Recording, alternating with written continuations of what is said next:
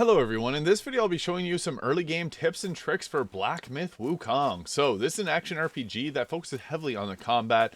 One of the easiest tips is if you're struggling against fights, you can actually use jump attacks. As you can see there, we're able to jump and attack and bounce back to where we were previously. So if you're getting low on health, you can use this to be able to stay safe because you can just jump up, attack, and you jump back to exactly where you were. So use this tip anytime that you're struggling in a fight, or if you just feel like you're going to get downed, because it's going to help save your butt there. So that is one of the really nice tips about this game, is the jump attacks are super useful. Even though it doesn't really state it, jumping is useful to get around and navigate the world, but we want to be building up the focus bar, which is in the bottom right where my big head is right now. But once you're able to fill that bar up, you can do a charge attack, which deals a bit more damage. So attacking in great succession there, as well as getting off perfect dodges, is going to allow you to build it up, and then eventually you'll be able to do your charge attacks.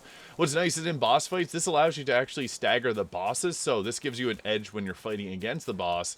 But another tip is whenever you're exploring is to just look around everywhere, because the world is actually quite large and there's a lot of hidden items. So there's a bunch of supplies you can pick up, but there's also these yellow beads that'll be hanging off trees.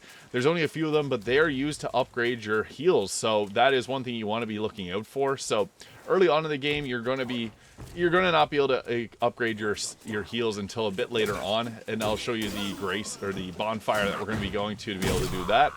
But for the most part, we want to be following up our quick attacks with dodges.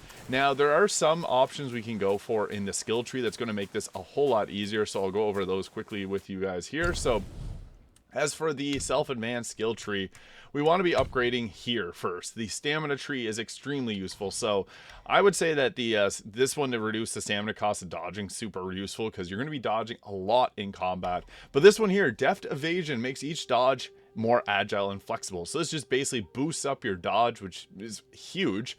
But another one here is the composure. So dodging no longer interrupt light attack combos X. This applies to perfect dodges. So this is huge because whenever you're dodging, you're still able to hold up your combo and then build up your focus bar to be able to do those charge or those heavy attacks a little bit more frequently.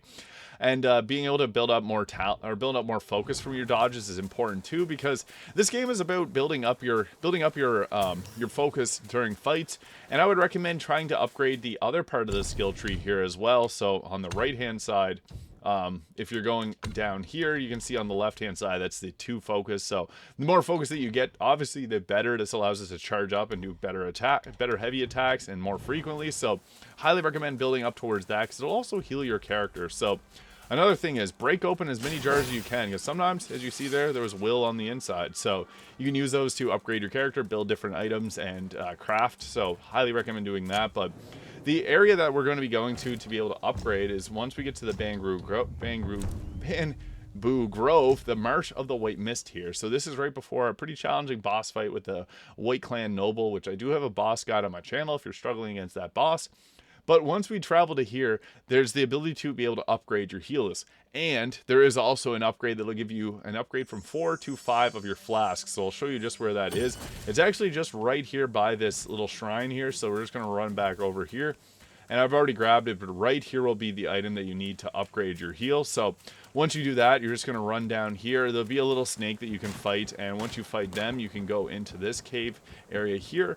And this is the monkey that's going to upgrade your heals. So that is something that you definitely want to do before you face off against a White Clan Noble, because it just makes it a whole lot easier. Getting an extra heal can make all the difference. So you can upgrade your gourd here. I already have it upgraded, but you do need those Louisa fragrant vines. So I showed you where that previous one was. But as you progress through and fight bosses, you'll get also the awakened wine worms, which will allow you to heal more whenever you use your wine there, so, or your gourd. So this gives us now 36% maximum health. So it slowly increases the amount of healing you'll get, but I think getting another heal is just super essential. So you should always shoot for that one first. But overall, I guess the biggest strategy in combat is to just go with your light attacks, building up your focus, and then you can go with your heavy attack. Now, another thing is you can sprint in combat, and this will charge up your damage if you have a certain unlock on the tree. But you can also run and press and hold the Y button there for your charge attack. So sometimes if you're running against a boss, you can charge this up and you're going to see the staff start to glow there, and then you can do your charge attack. So that is another thing to get your focus up, is if you're away from the boss in combat, you can pull that off and be able to charge it up and then unleash that deadly attack there. But Yeah, overall combat in Black Myth Wukong really revolves around doing the quick attacks until you're able to build up that posture. Remember, those jump attacks are really great, so you can go that route too. There's also a secret boss that you can get early on in the game. You have to ring the 3 bells. So there's a few different areas that you can explore before progressing to the White Clan Noble. And you need to ring 2 of those bells. And then once you beat the White Clan Noble, you'll be able to ring the 3rd bell, which brings you to the secret boss fight, which I do have on my channel, so you can check that out. But I'll show you a combat against a more challenging foe here.